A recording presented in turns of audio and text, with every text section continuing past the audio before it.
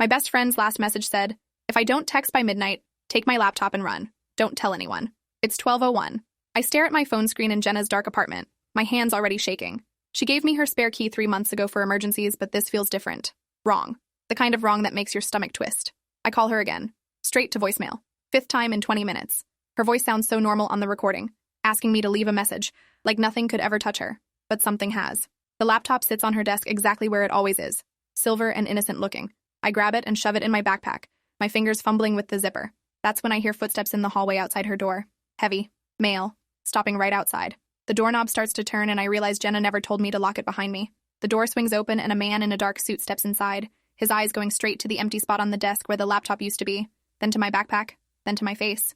"You must be the friend," he says quietly, reaching inside his jacket. "She said you'd come. That's unfortunate for both of you." My body moves before my brain catches up. I throw myself backward through Jenna's bedroom doorway as the man pulls something from his jacket. Not a gun. A phone. He's taking a photo of me, the flash illuminating the apartment in a harsh white burst that leaves spots in my vision. I slam the bedroom door and flip the lock, buying myself maybe 30 seconds before he kicks it in. The window, 3rd floor. But there's a fire escape I've used before when Jenna and I would sit out there drinking wine and watching the city. I wrench it open and climb through, the metal grating cold under my hands. Behind me, I hear the man's shoulder hit the door. Once, twice. The wood splinters on the 3rd impact. I'm already descending the fire escape, taking stairs 2 at a time, the backpack with Jenna's laptop bouncing against my spine. The man appears in the window above me, his face expressionless as he watches me flee. He doesn't follow. That scares me more than if he'd chased me. I hit the alley at a run and don't stop until I'm 6 blocks away, pressed into a doorway with my lungs burning and my mind racing. The man knew Jenna would send someone. He knew she'd tell a friend to take the laptop, which means he knew about the message before she sent it, or he'd been waiting for exactly this scenario. I pull out my phone with trembling hands and try Jenna again. Voicemail. I try texting. The message shows delivered but not read. I open my contacts and scroll to her mom's number, then stop. Don't tell anyone. Jenna had been explicit about that. If I call her mother, am I putting her in danger too? What if the man in the suit is monitoring Jenna's family? I need to know what's on this laptop that's worth men in suits breaking into apartments and photographing witnesses. I need somewhere safe to open it.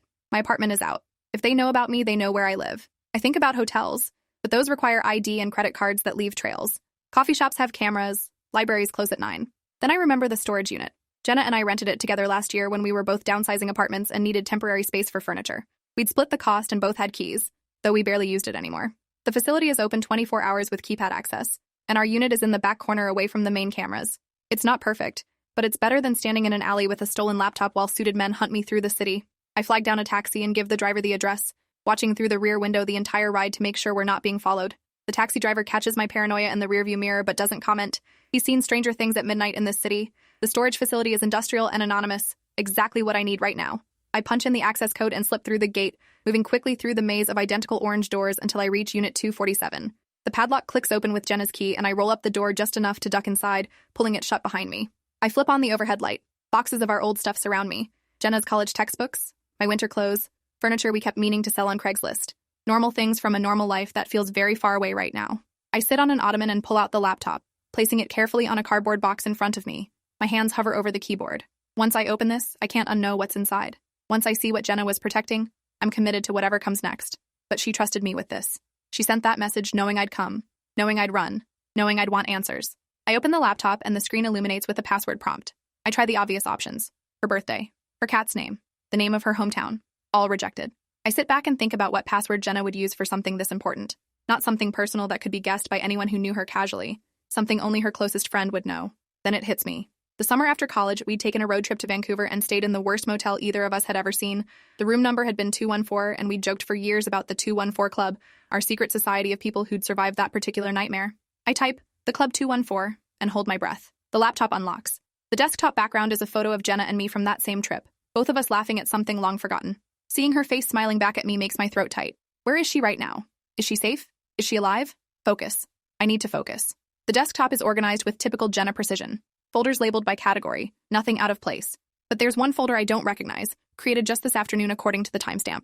It's labeled Evidence in all caps. I double-click and find dozens of subfolders organized by date, going back 6 months. Each folder contains photos, audio files, and PDF documents. I open the most recent folder from today and find photos of financial documents, bank statements showing transfers of massive amounts, hundreds of thousands of dollars moving between accounts with names I don't recognize, corporate entities with vague names like Meridian Holdings and Pacific Trust Associates. The transfers follow a pattern, money coming in from multiple sources and then being dispersed to offshore accounts. Money laundering. The realization settles over me like cold water. Jenna had been documenting money laundering. But whose money? I open another folder from 3 months ago and find photos of people. Surveillance-style shots taken from a distance, capturing faces in public places. I recognize some of them from the news. A city councilman, a real estate developer, a judge.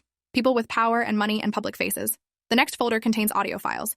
I click on the first one and hear Jenna's voice, slightly distorted like she's recording through her phone while it's hidden in a pocket or purse. She's in a meeting of some kind. Another voice is speaking, male, authoritative. He's discussing property deals and zoning changes and payments made to expedite approvals. Bribes, explicit discussion of bribing city officials to push through development projects. The voice belongs to someone I recognize. Lawrence Keller, Chief Executive Officer of Keller Development, one of the largest real estate firms in the state. I've seen his face on billboards and news segments. Philanthropist, job creator, apparently also criminal. I open more folders and the scope of what Jenna uncovered becomes clear. Keller Development wasn't just bribing officials. They were running a systematic operation to manipulate city development, using shell companies to hide money, paying off everyone from inspectors to council members to judges. Millions of dollars in illegal payments over years. And Jenna had documented all of it. Photos, recordings, bank statements, communications. She'd built an airtight case against one of the most powerful men in the state. The question was why? How did Jenna, a marketing consultant who specialized in small business branding, stumble into evidence of this level of corruption? I keep searching through files until I find a document labeled timeline.docs and open it. Jenna's explanation is written in her efficient, straightforward style. She'd been hired by Keller Development 6 months ago to rebrand one of their subsidiary companies. During the project, she'd been given access to company servers to pull logos and marketing materials. While searching through folders, she'd accidentally opened a directory that wasn't meant for marketing staff. Financial documents that didn't match the company's public records. She'd taken screenshots out of curiosity, thinking maybe she'd misunderstood. But the more she looked, the more obvious it became that she'd stumbled onto something criminal. Instead of reporting it immediately, she'd kept digging, used her legitimate server access to gather more evidence, started following executives and documenting meetings, recorded conversations when she attended company events, built a comprehensive case over months while pretending everything was normal. The document ended with a single line. If something happens to me, this needs to go to the FBI. Not local police, not the media first. FBI. They're the only ones I trust not to be compromised.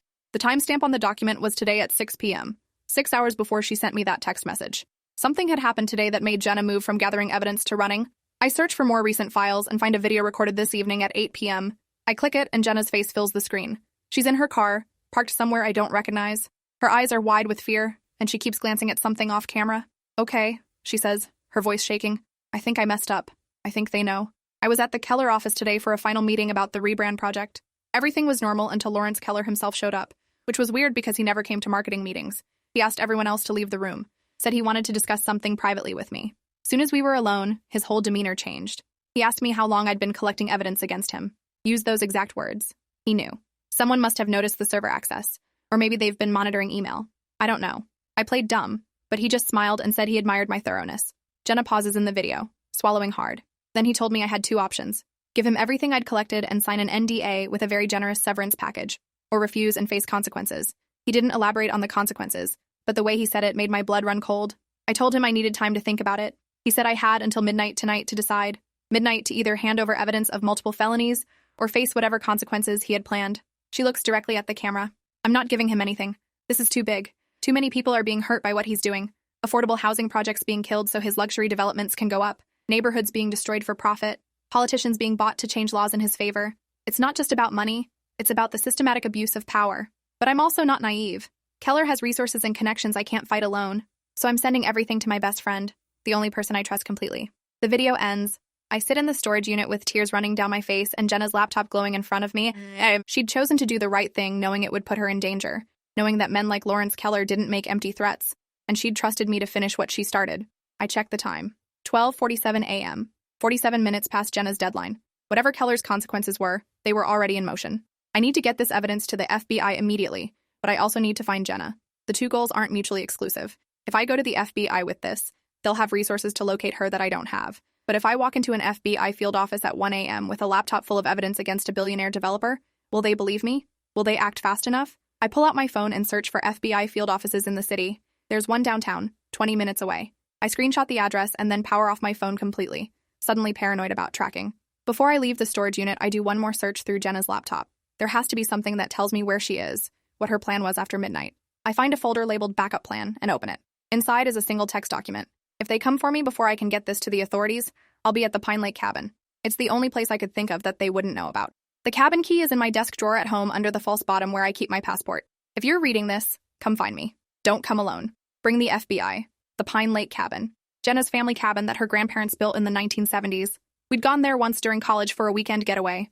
It was remote and rustic, no cell service, heated by a wood stove. Exactly the kind of place you'd hide if you were running from powerful people with unlimited resources. But it was also isolated. The kind of isolated where no one would hear you scream. I make a decision. I'll go to the FBI first. Show them everything. Convince them to send agents to Pine Lake immediately. That's the smart play. The safe play. The play that doesn't get me killed trying to be a hero. I close the laptop and shove it back in my backpack, then kill the lights and slip out of the storage unit. The facility is empty at this hour, just rows of orange doors and harsh overhead lights. I walk quickly toward the exit gate and I'm almost there when headlights swing into the entrance. A black SUV with tinted windows rolls through the gate and stops, blocking the only exit. The driver's door opens and the man from Jenna's apartment steps out. He's not alone. 3 more men emerge from the vehicle, all dressed in similar dark suits, all moving with the casual confidence of people who know they have the upper hand. The first man sees me and smiles. It's not a friendly expression. "Found you," he calls across the distance. "That wasn't too difficult. Your friend was right. You're predictable." I turn and run deeper into the storage facility, my footsteps echoing off the metal doors. Behind me, I hear the men splitting up, moving to cut off escape routes. The facility is a maze, but it's not infinite. Eventually, I'll hit a wall or a corner with nowhere left to go. I duck between rows of units trying to remember the layout. There's a back fence, but it's 10 feet tall with barbed wire on top. There's a side gate for large vehicles, but it requires a code I don't have. My options are narrowing fast. I hear footsteps to my left and veer right, then hear more footsteps ahead and have to double back. They're hurting me, pushing me toward the back corner where there's no exit. My lungs are burning and the backpack with the laptop is heavy, but I don't dare drop it. That laptop is the only leverage I have, the only proof of what Jenna discovered. Without it, I'm just a woman with a crazy story about billionaire corruption. I round a corner and stop dead. 2 of the men are waiting there, blocking the path. I spin around and the first man is behind me, walking slowly, taking his time. The 4th man appears from another row, completing the box. I'm trapped. The first man stops 10 feet away and holds out his hand. "The laptop. That's all we need. Give it to us and you can walk away from this. Nobody has to get hurt." His voice is calm and reasonable, like he's asking for directions instead of evidence of multiple felonies. I hug the backpack to my chest. "Where's Jenna? What did you do to her?" His expression doesn't change. "Your friend is fine. She's somewhere safe, having a conversation about making smart choices. Same conversation we're trying to have with you right now. Smart choices. Give us the laptop and we all go home. Keep running and things get complicated." Complicated.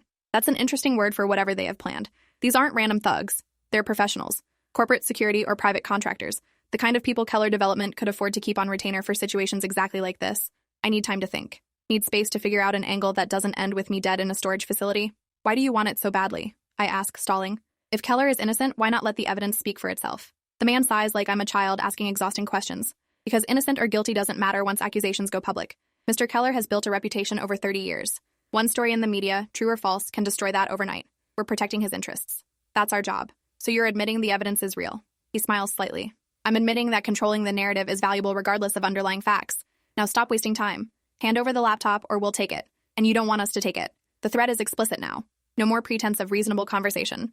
I look at the 4 men surrounding me and know I can't fight my way out. Can't run. Can't negotiate. I have one option left and it's desperate. I pull the backpack off my shoulder and unzip it, reaching inside like I'm going to hand over the laptop. The men tense, ready to grab it. Instead, I pull out my phone and hold it up. I already uploaded everything to the cloud. Photos, audio files, documents, all of it. Backed up to 3 different services with instructions to automatically send copies to the FBI and major media outlets if I don't check in every hour. So you can take this laptop, but it won't matter. The evidence is already out there. It's a complete bluff. I haven't uploaded anything. I haven't even turned my phone on since leaving Jenna's apartment. But the men don't know that. The first man's expression tightens, the first crack in his professional demeanor. He pulls out his own phone and steps away, making a call. I can't hear what he's saying, but I see his body language shift. Tension. Frustration. He's asking someone what to do now that the situation has changed. The other 3 men keep watching me, but they're not moving closer. They're waiting for orders. The first man finishes his call and turns back to me. His smile is gone. "You're lying. If you'd uploaded everything, you wouldn't still be here trying to deliver the laptop in person. You'd already be talking to police." I force myself to hold his gaze. "Try me. Take the laptop and find out what happens." The standoff stretches for seconds that feel like minutes. Finally, the man says, "Come with us. Mr. Keller wants to speak with you personally. Negotiate a solution that works for everyone. Negotiate. Like I have any negotiating power in this scenario. But saying yes buys me time. Gets me in the same room with Lawrence Keller, the man at the center of everything. Maybe I can record that conversation. Maybe I can find out where Jenna is. Maybe I'm making a fatal mistake, but doing nothing isn't an option. Okay, take me to him." The men relax slightly, their postures shifting from aggressive to merely watchful. The first man gestures toward the SUV. "This way." We walk through the storage facility like a bizarre parade. Me in the middle, men in suits surrounding me like Secret Service protecting a president. They're not rough, but they're not gentle either. Hands on my arms, guiding me toward the vehicle. I'm loaded into the back seat with a man on either side of me. The first man takes the passenger seat and the fourth man drives. Nobody speaks. The SUV pulls out of the storage facility and heads west, away from downtown, away from the FBI field office I'd been planning to visit. We drive for 20 minutes through increasingly empty streets until we reach an industrial area I don't recognize. Warehouses and shipping facilities, all closed for the night. The SUV turns into a parking lot and stops in front of a nondescript office building. Lights are on inside despite the late hour. We're here, the first man says unnecessarily. Mr. Keller is waiting on the third floor. Remember, you asked for this conversation. Play it smart. I'm escorted into the building through a side entrance. No reception desk, no security cameras that I can see. Just empty hallways with industrial carpet and fluorescent lighting. We take an elevator to the third floor and emerge into what looks like a corporate office space. Conference rooms with glass walls, cubicles sitting empty, a corner office with the lights on. The first man knocks on the office door and opens it without waiting for a response. The men guide me inside and then leave, closing the door behind them. I'm alone with Lawrence Keller. He's sitting behind an enormous desk, looking exactly like his photos. Mid-50s, sharp suit, silver hair. The kind of man who exudes confidence and authority. He doesn't stand when I enter, doesn't offer his hand, just studies me like I'm a problem he's calculating how to solve. You're Jenna's friend, the one she trusted with her little project. He says it like Jenna's months of evidence gathering is a hobby instead of documented proof of his crimes. I don't respond. Let him fill the silence. He leans back in his chair. I'll be direct because we're all tired and I'd like to resolve this tonight. Your friend collected information about my business operations. Some of that information, taken out of context and viewed by people who don't understand complex real estate development, could look concerning. That's a very corporate way of saying she has proof you're a criminal. Keller's expression hardens. I don't appreciate your tone, but I understand you're protective of your friend. That's admirable. Misguided in this case, but admirable. Let me explain reality to you. The projects my company builds create thousands of jobs, generate millions in tax revenue, provide housing and commercial spaces that this city desperately needs. Yes, I cultivate relationships with government officials. Yes, I make strategic donations and occasionally expedite processes that would otherwise take years, but I'm not some cartoon villain destroying neighborhoods for profit. I'm building the future of this city. He's trying to spin his crimes as necessary pragmatism, every bribe as an unfortunate but essential cost of doing business. I'm supposed to be impressed by his vision instead of disgusted by his methods. Where's Jenna? I ask instead of engaging with his justification. Is she alive? Keller sighs. Your friend is fine. She's at a secure location, unharmed, being offered a very generous severance package in exchange for her silence and the return of all materials she collected. I'm offering you the same deal. $1 million, tax-free, deposited in any account you choose. In exchange, you give me the laptop, sign an NDA, and we all move forward with our lives. $1 million. More money than I'd see in years of working my normal job. Enough to change my life completely. All I have to do is let a criminal walk free and betray everything Jenna risked her safety to expose. I meet Keller's eyes. No. His jaw tightens.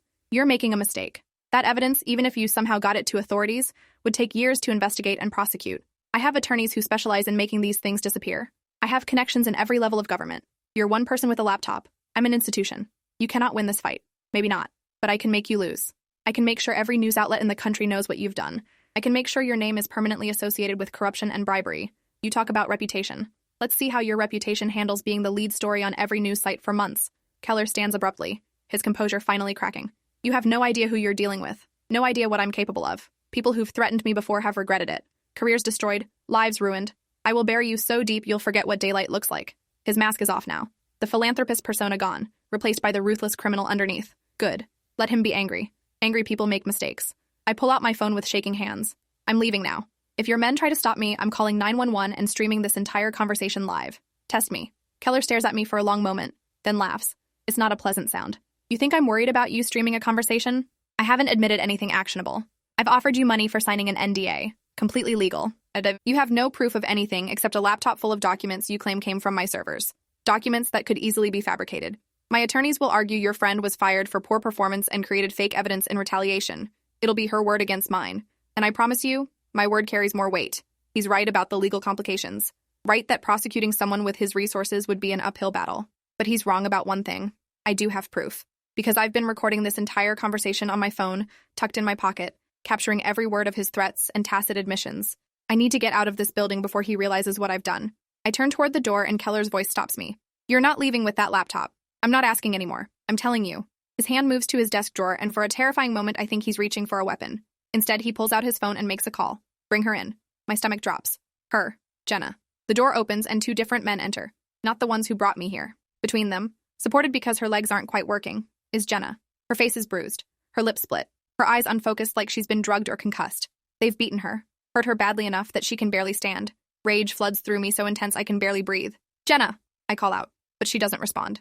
Doesn't seem to hear me or recognize where she is. Keller walks around his desk, standing beside Jenna like he's presenting evidence in court. Your friend is resilient. She refused the money, refused to give up the evidence. So we had to be more persuasive. She'll recover fully in time, but right now she's in no condition to refuse anything. You, however, still have choices. Give me the laptop, sign the NDA, take the money, and I'll release both of you with medical care and no further consequences. Or refuse, and we'll make sure you understand exactly what refusing means. The threat is explicit. Cooperate or be beaten like Jenna. Maybe worse. I look at my best friend, barely conscious between two men who hurt her on Keller's orders, and know I can't let them do the same to me. Can't let Keller win. Can't let Jenna's sacrifice be for nothing. But I also can't fight my way out. Can't save her with force or clever words. I have one card left to play, and it's my only chance. I take a deep breath. Okay, you win. I'll give you the laptop. But I want to see Jenna first. Make sure she's actually okay. Keller nods like he expected this. Smart choice. Help her into a chair. The men lower Jenna into a chair against the wall. She slumps immediately, her head lolling to one side. I walk over and kneel beside her, taking her hand. Jenna, it's me. Can you hear me? Her eyes flutter and focus slightly. She sees me and something like recognition crosses her face. Sorry, she mumbles through her split lip. Tried to stop them. I squeeze her hand and lean close like I'm comforting her. Close enough to whisper without Keller hearing. I'm getting us out of here. Trust me. Then I stand and turn to Keller, pulling my backpack off and setting it on his desk. The laptop is inside.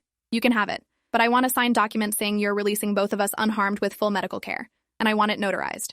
Keller laughs. You're not in a position to make demands. I just did. You want the laptop? Give me something in writing. Otherwise, I'll smash it right now and you'll have nothing. It's a bluff because destroying the laptop would destroy the only leverage I have. But Keller doesn't know that. He considers for a moment, then opens his desk drawer again and pulls out a document already prepared. I had my attorney draft this earlier. Standard NDA with a severance clause. It doesn't mention anything about what happened tonight. Just a clean separation with compensation. He slides it across the desk with a pen. Sign all 3 pages. I'll have my assistant notarize it immediately. I read the document quickly. It's exactly what he said. No admission of guilt.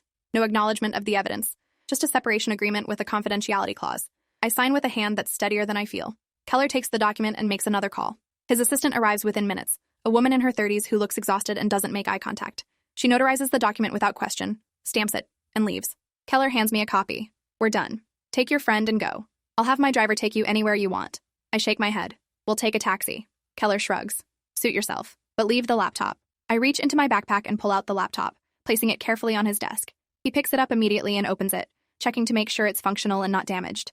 Satisfied, he closes it and looks at me. If I ever see you again, if I hear you've spoken to anyone about this, the agreement is void, and I'll come after you with everything I have. Do we understand each other? Perfectly. I help Jenna to her feet, supporting her weight as we shuffle toward the door.